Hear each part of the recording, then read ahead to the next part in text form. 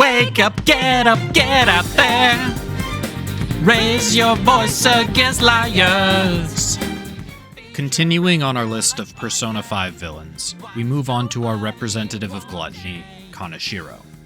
His criminal underworld has garnered a lot of attention from the police, but it was the Phantom Thieves that brought about his downfall as a result of his scams involving students.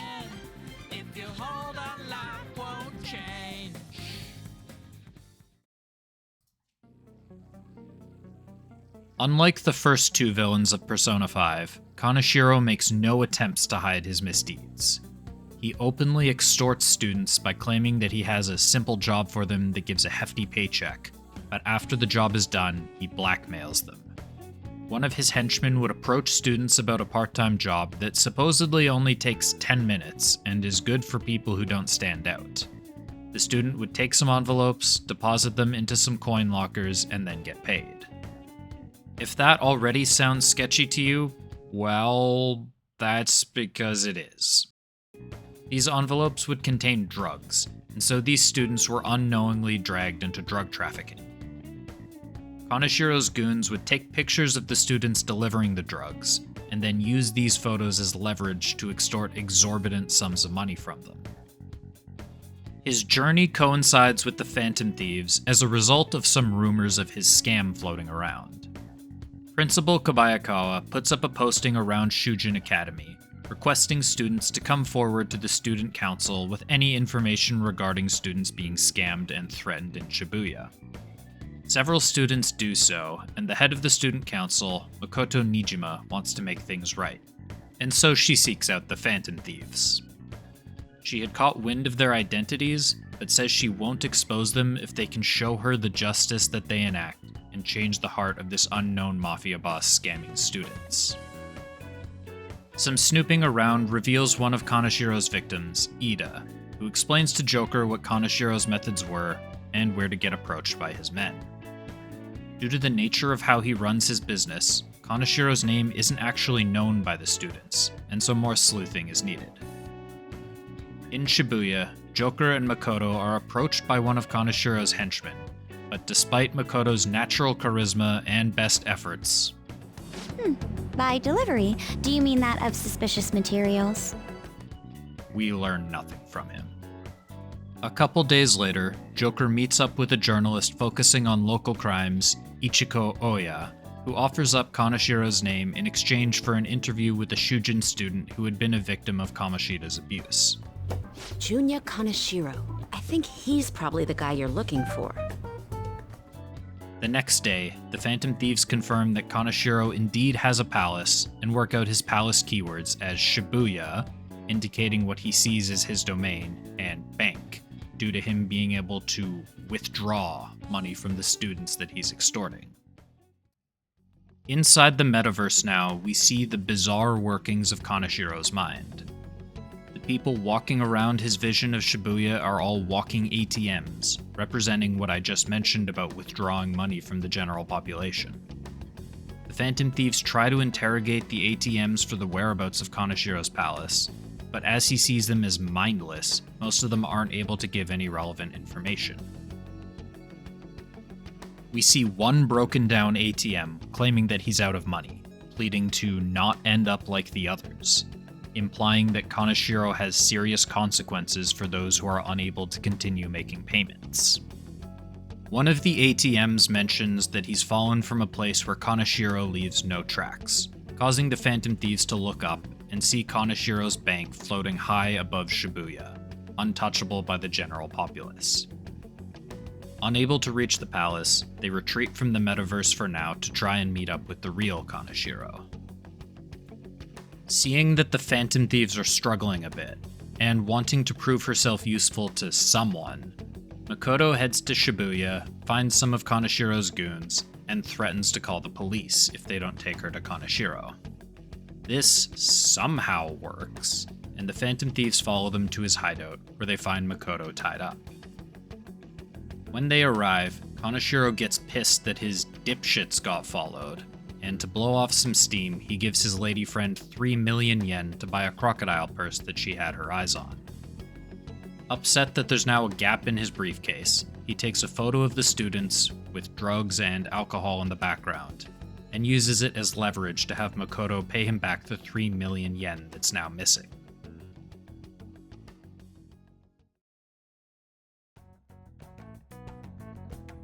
Now that Makoto is seen as a client of Kaneshiro's bank in his mind, the Phantom Thieves can return to the metaverse and actually enter his palace this time. Inside the palace, we find Shadow Kaneshiro, where he reveals that he recognizes Makoto as the sister of the beautiful prosecutor, Sai Nijima. He summons some guards to attack the Phantom Thieves, which are quickly defeated, and then approaches them himself as they try to flee the palace. Managing a bank is tough as it is, so it's my policy to kill clients who are more trouble than they're worth. He threatens to kill the Phantom Thieves, but assures Makoto that she is safe from harm as she's a valuable asset to him right now. He tells Makoto that he expects her to start selling her body, while threatening to take her sister as his personal slave if she doesn't. He finishes up by showing that he doesn't care that Makoto's life will end up a complete wreck, and laughs at her pitifulness, which causes Makoto to snap and awaken to her persona. Have you decided to tread the path of strife? Yes. Come to me! Very well. Let us proceed with our contract at once. I am thou. Thou art I. You have finally found your own justice. Please, never lose sight of it again.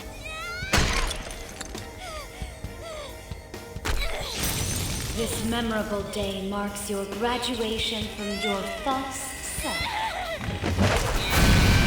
What the hell? Knowing that they have access to the palace now, the Phantom Thieves retreat as Kaneshiro warns them that there is no escape, whether in reality or the metaverse. Throughout the coming weeks, Kaneshiro demands money from Makoto, but makes no attempts to follow up on his threats unless you somehow manage to ignore all of the warnings that the game throws at you and miss the deadline.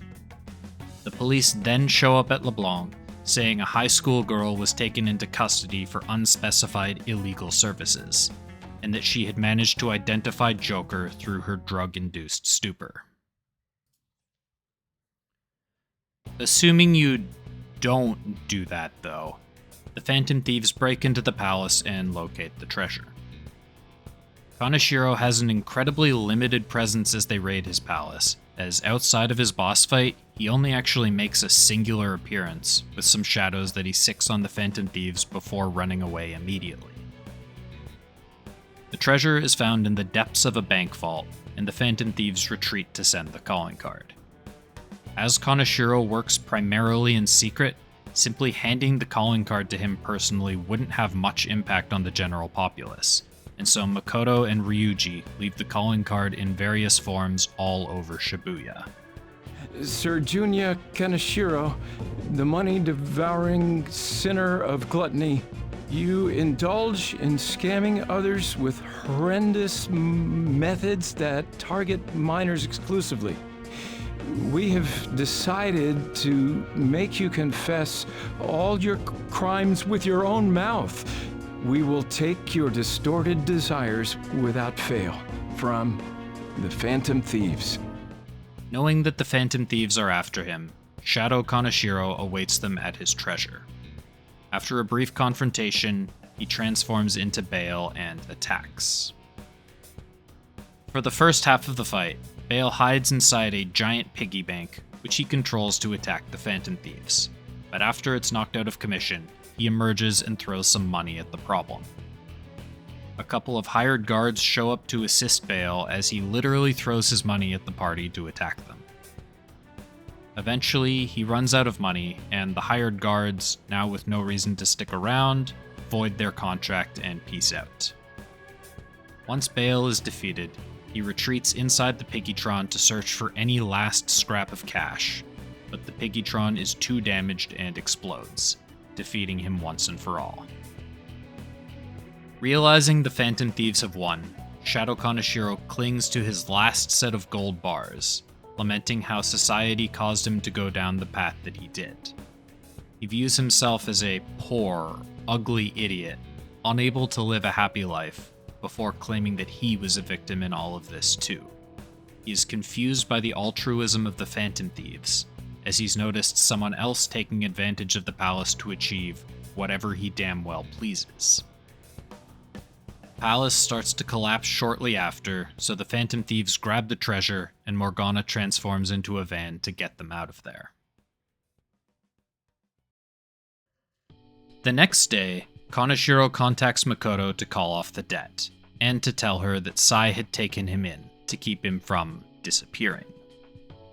News of his arrest breaks on July 9th, and Sai is confused by the whole ordeal.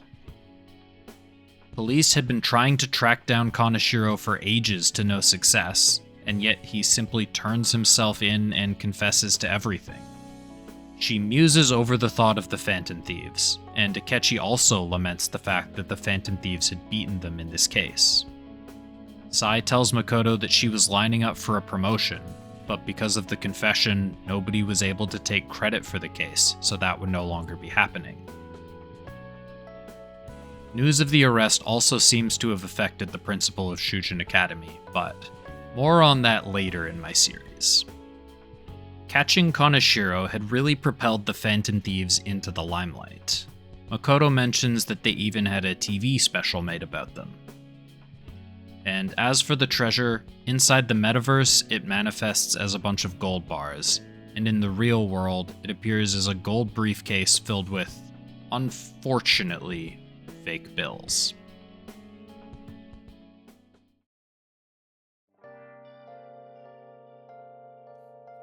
Kaneshiro has a very limited presence in the game, which means that we only get a very restricted view of his personality.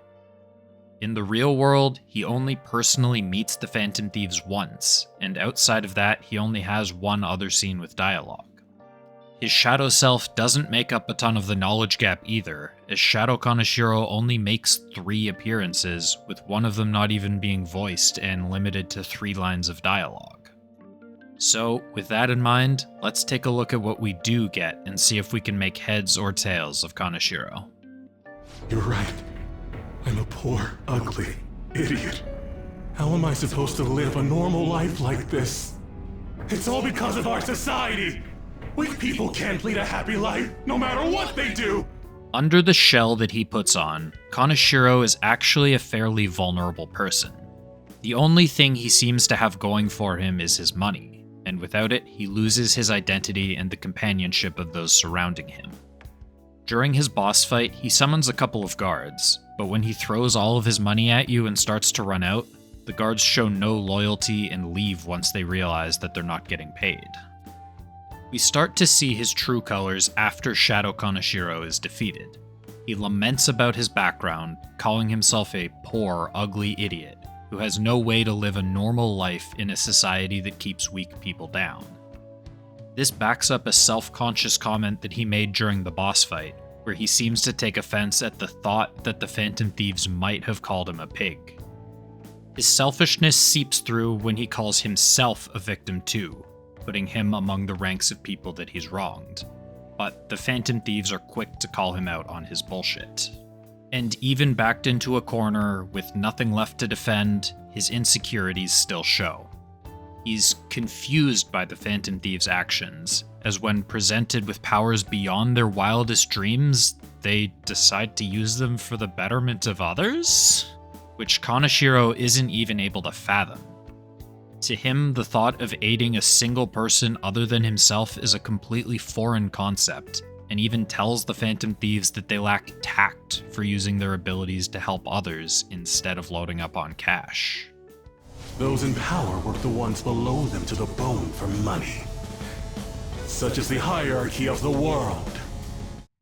Kaneshiro is one of the most ruthless villains out of everyone in Persona 5. Personally, I'd say he's only rivaled by Shido in this department.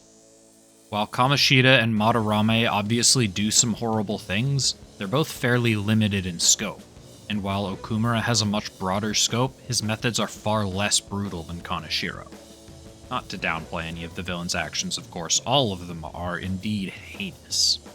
And while all of the other villains try to hide the crueler side of themselves under a more sympathetic persona, Kaneshiro is the opposite, as he uses his cruel persona to mask his much more vulnerable side. His crimes that we're made aware of include drug trafficking, blackmail, murder or battery, extortion, human trafficking, phishing scams, and I'm sure his operation includes others that just don't come to light during the story. One of the things that makes him particularly brutal is how he targets teenagers and incorporates them into the aforementioned crimes. He doesn't even care about the crime, he's willing to get teenagers involved in anything, as his shadow mentions bringing Makoto in to sell her body to pay off her debt, a threat that he actually seems to follow through on in the bad ending should you fail to complete his palace in time. High school students come with an advantage of being naturally less conspicuous, but are also much more vulnerable and can have their lives more easily ruined in an instant. But Kaneshiro doesn't care. He's willing to fuck over anyone and everyone necessary to ensure that he gets paid, evidenced when his shadow doesn't care that Makoto's life will end up a complete wreck as a result of her debt to him over something fairly minor. Kaneshiro doesn't leave any tracks, huh? Figures it'd be floating. Kaneshiro's palace takes on the form of a bank, floating high above the Shibuya ward. The people inhabiting Shibuya appear to him as ATMs, with the ones who have run out of money being represented by broken down ATMs. This reflects his palace keywords of Shibuya and bank. The only value that the people of Shibuya have to him is to let him withdraw their money, and when they no longer have any money and lose their value, he has them beaten up or maybe even murdered as punishment for being unable to pay up. Kaneshiro's cognition of Shibuya seems to be missing the airsoft shop untouchable. The game never offers any explanations, but the owner, Iwai, is a former Yakuza member, so perhaps there was some beef between him and Kaneshiro's mafia in the past, causing Kaneshiro to disregard his store in Shibuya. The rest of Kaneshiro's palace is themed around money. Like, a lot of money. So much goddamn money. Just an absolutely unreasonable amount of money. The leaves on the trees in Shibuya and just outside the bank are all dollar bills. Obviously, the interior being a bank means that there will be stuff like ATMs and vaults, etc. And partway through the palace, we come across a room where it's just raining money. So he took all of this from the weak. In the depths of the bank is where the vaults are located, and we come across several keypads with some keywords as the hints to allow the Phantom Thieves to pass. Rich. Not a ton to explain here. He desires more money so that he can enjoy his lavish lifestyle. Reap. Kaneshiro has very strict expectations of the members of his mafia, and if they fail to bring him enough money, he makes sure that they step it up and reap every last penny that they can, or else they will reap the consequences. Huge. Kaneshiro has his own trauma from when he was younger, weaker, and smaller, so he aims to become huge to compensate for this trauma. By having a huge presence, he can ensure that rather than being taken advantage of, he can be the one taking advantage of others and benefiting off of it. Gold. As the saying goes, all that glitters is gold. Kaneshiro talks about his accomplishments and recent status through gold-tinted glasses. He's a changed person, now invincible and omnipotent, two traits that glitter to him, signifying that he has entered a golden era of his life. For the boss fight, Kaneshiro transforms into his demon form of Bale, and changes his appearance to resemble a fly. He opens up the vault in the wall behind him to reveal his palace's swine model defense mechanoid, Piggytron. Piggytron is shaped like a gigantic piggy bank, further reinforcing the importance of money to Kaneshiro. Piggytron's special attack is called March of the Piggy, and the first time Bale uses this attack, he lets his insecurities show a little bit. He brings up when the Phantom Thieves called Piggytron a pig, and questions whether or not they were talking about him as well when they said that. threatening them if they were. To shreds, you say? The second time he uses March of the Piggy, we get the opportunity to distract him by throwing an item. By choosing a valuable enough item, we can appeal to the gluttonous side of him, and he gets distracted and orders Piggytron to go collect it, canceling the attack. After sustaining enough damage, Piggytron is disabled and Bale is ejected. In order to deal with being exposed like this, he tosses his money at the problem and hires some bodyguards to protect him. He continues to throw money at the problem with his spells Kill Reward Up and Guard Reward Up, offering his bodyguards extra pay for a stronger performance, with increased attack and defense respectively.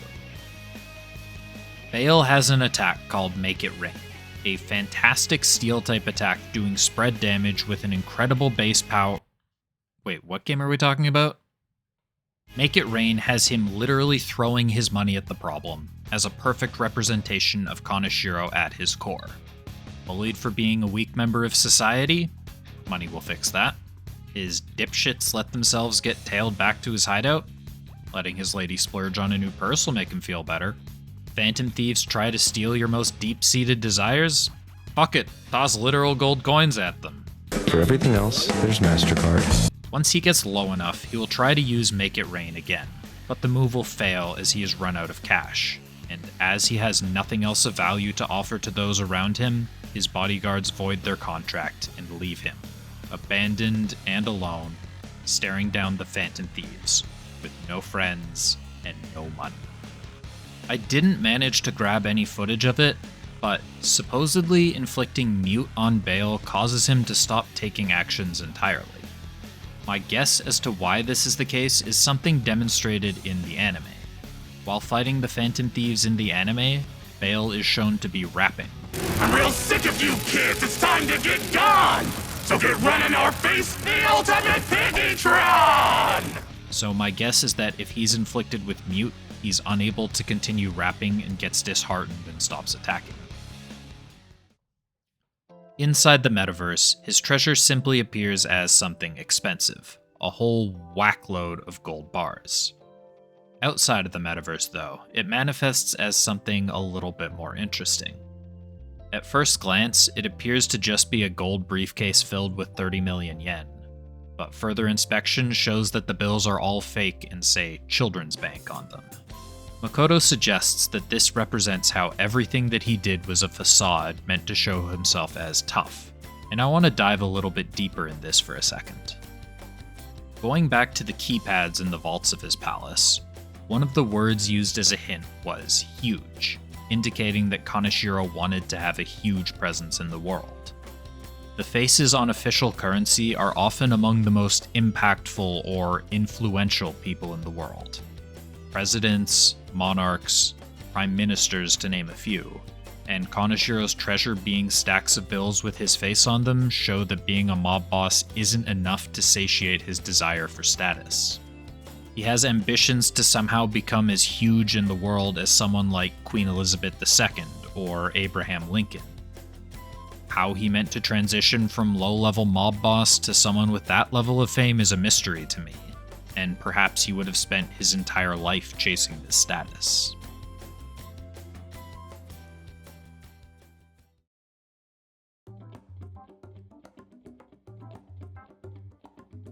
At first glance, you might think that Kaneshiro's sin is greed, which sounds reasonable.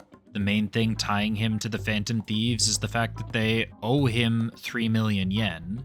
His palace is a bank, and his treasure is either gold bars or a briefcase full of money, depending on where it is. But a look at the trophy list or will seeds reveals that his associated sin is actually gluttony rather than greed, which belongs to Okumura, who I'll be doing a video on shortly.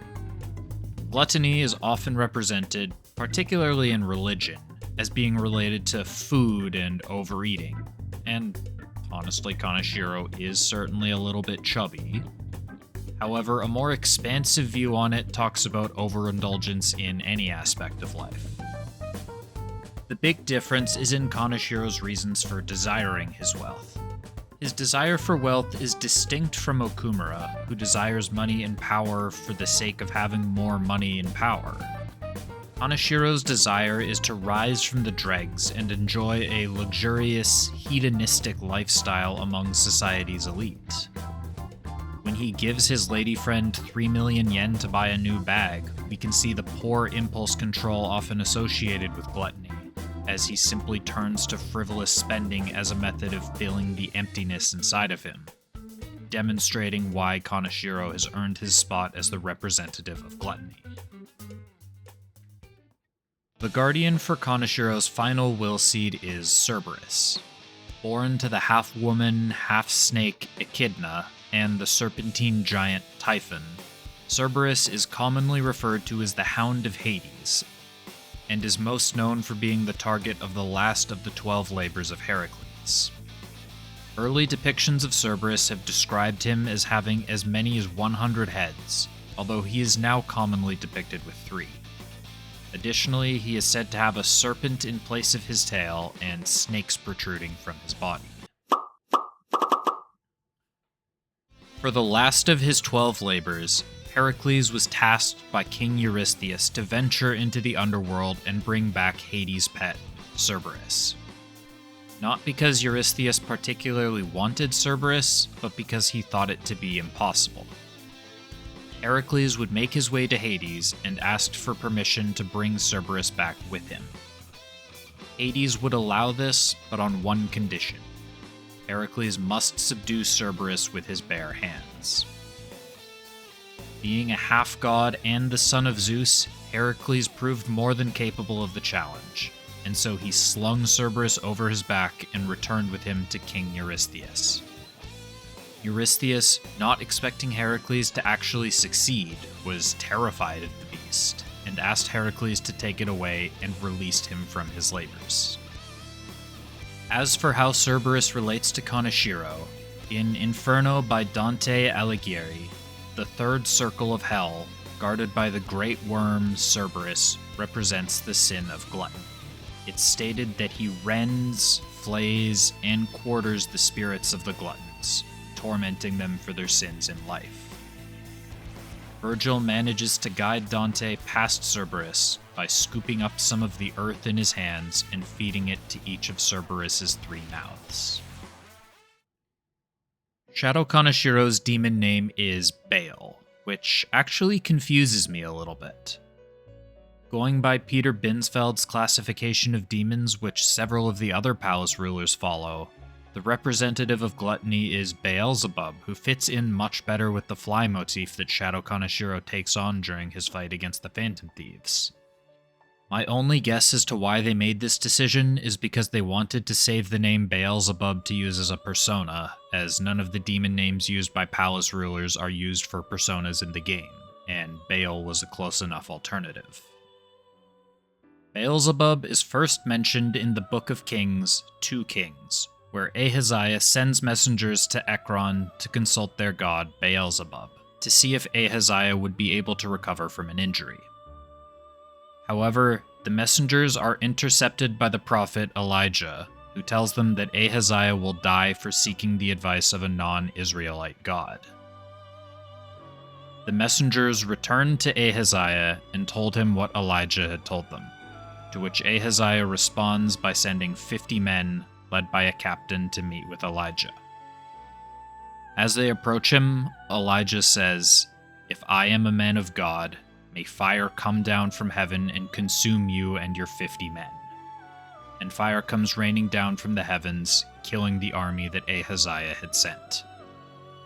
He sends a second group who meet an identical fate as the first, followed by a third group. The captain of this third group pleads to Elijah to have mercy on the lives of him and his 50 men, and Elijah agrees to return with them to meet their king, Ahaziah. Elijah tells Ahaziah what he told the messengers, that because he had sought out the advice of a non-Israelite god, he would never leave the bed he was lying on and would certainly die. The name Beelzebub directly translates to Fly Lord, or Lord of the Flies, and Jewish scholars have theorized that this wasn't the actual name of the god of Ekron, but rather a name given to him as an insult. The title Lord of the Flies implies that all of his followers are flies, and flies are naturally attracted to dung, thus implying that Beelzebub is a pile of dung. We can take this analogy and apply it to Kaneshiro. By replacing excrement with money, rather than flies attracted to shit, we have bodyguards, prostitutes, and gang members attracted to money, and swarm around Kaneshiro as an opportunity to get some of it for themselves. And much like how if you clean up the shit, the flies will disappear, when Kaneshiro runs out of money in the middle of his boss fight, his bodyguards move on in search of new sources of money. Once he transforms into Bale, Shadow Kaneshiro's speech patterns change quite significantly, and he becomes a lot more hip. How do you do, fellow kids? What? And you might even say that he's pretty fly for a Japanese guy. And that's it. I'm pretty sure that's the reference. He becomes a fly, and so his mannerisms become quote-unquote fly. Piggytron's attack, March of the Piggy, seems to be a reference to a Nine Inch Nails song, March of the Pigs. I don't believe there's any deeper symbolism here, and it's probably just a convenient reference to make, but I thought it was neat. Shadow Kaneshiro seems to have a strong association with Oni. Bank security seems to be heavily composed of basic Oni, they appear as regular shadows throughout his palace, and 3 of the Oni said to be used by Japanese sorcerer Fujiwara no Chikata are seen personally attending to him partway through the palace.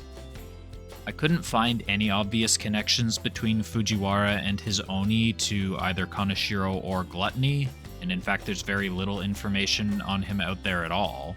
But if anyone knows a little more about that tale and is able to recognize a reasonable connection between him and Kaneshiro, please let me know. As for the Oni motif, I was able to find a potential connection. There's a type of spirit called Gaki, or Preta, known as the Hungry Ghost. A Preta is the spirit of someone who had been immoral in life and is cursed with an insatiable hunger for a specific object, fitting the sin of gluttony. According to Wikipedia, Gaki are sometimes considered to be a type of Oni, so this could be an explanation as to why Shadow Kaneshiro surrounds himself with Oni. Kaneshiro's real-life inspiration is a bit different than the ones we've seen so far, in that, as best as I can find at least, his personality and actions don't seem to be modeled after anyone in particular, and only his appearance seems to be influenced by a specific person, as fans have noticed some physical similarities to Japanese entrepreneur Tsubasa Yozawa. His gang seems to be based on a more modern version of organized crime in Japan, Hongure, meaning half-gray or half-punk. Hongure doesn't refer to any specific group of people, but rather to unaffiliated or indie gangsters, if you will. Because there's no specific requirements to being involved in Hongure, tattoos, dress codes, etc., these groups are able to get around the anti-organized crime laws put in place specifically to target Yakuza. NHK Documentary put out an episode on Hongure, although I was unable to track the episode down where I am, so I'm gonna have to go off of a summary. One example of the crimes committed by some Hongure groups was they would have a man court a woman for sometimes up to 7 months, and then have him bring her to a bar run by his gang. He would then get her to order the most expensive drinks on the menu in order to rack up an enormous tab. And then once she realizes that she doesn't have the money to pay off this ridiculous bill, the man would disappear and she would essentially be forced into prostitution to pay off her debt. Sound familiar? I'd like to go into more detail on Hongure, but English information on them seems to be very difficult to come by, so I'm mainly limited to a couple of articles, a summary of the NHK documentary, and a video by Dark Side of Japan Yuki, which I'll have linked in the description. And finally, we have Kaneshiro's name. If If you swap the kanji around, his name is visually very similar to the kanji for narikin, literally meaning nouveau riche or new money. It is often used in a slightly derogatory way to talk about someone who recently acquired their wealth and flaunts it obnoxiously. In the English localization, Makoto refers to Kaneshiro as a money-grubbing asshole at one point. The original line in Japanese has her using the term narikin in place of money-grubbing asshole, referring to his hedonistic lifestyle and flaunting of wealth, and likely making a reference to the similar kanjis. Okay, I know we got burned the last 2 times, but there's just no way. Oh, god damn it.